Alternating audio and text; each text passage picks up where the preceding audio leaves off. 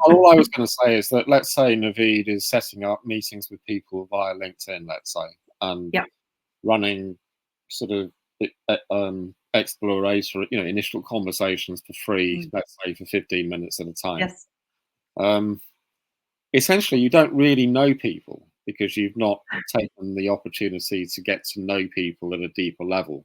So, a potential client might be prepared to spend 15 minutes speaking to you, to check out what the offer is, but then, it goes nowhere for reasons that that Anna has suggested, like they can't afford it, for example, or they've got other criteria as well.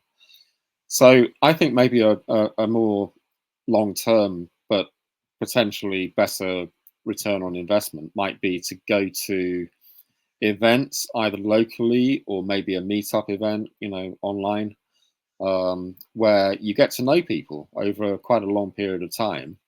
And then once you've made friends, you can, and people know what you do, then, they might share a problem that they've got about their website. I mean, if they know, it's like the whole thing. If people know, let's say you're a doctor and you tell people that you're a doctor, then people are going to say, oh, there's something wrong with my foot or something. They're always going to give you back something in the frame that you've given them. So if you say to people that you're a web developer, then people are going to share things with you anyway about the problems that they've got with their own website.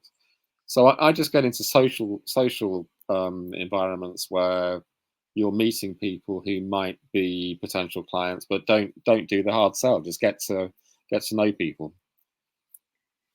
I think that whole social piece, Chris, is so important.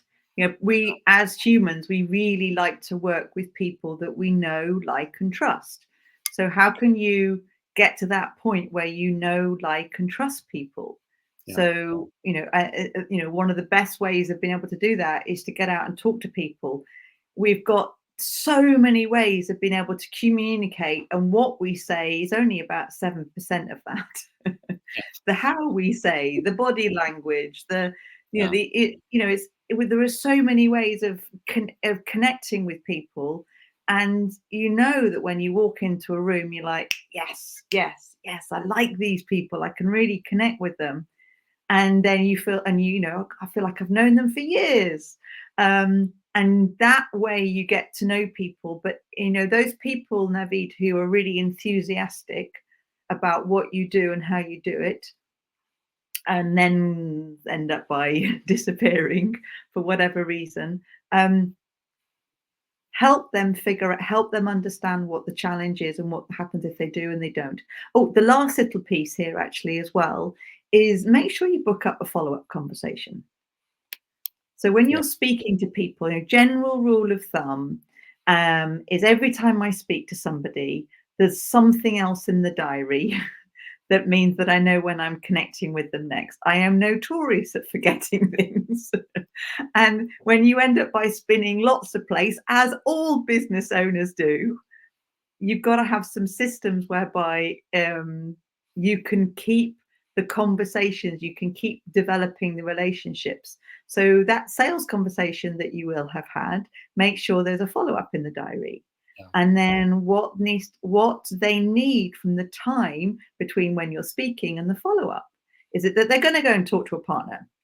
Is it that they, whether it's a business partner or a life partner, is it that something in their life is going to change, which means they need a bit more time to be able to think about it? Typically, when people say, oh, I can't afford it, it's get into some more detail. Because if you've helped, it's typically not just that, even though that's kind of what we say. If we but really help them figure out actually what their yeses and nos are, because it also might be that they really need help, but it's not going to be with you, and that's okay. See yourself as the signposter to help them move forwards, even if it's not with you.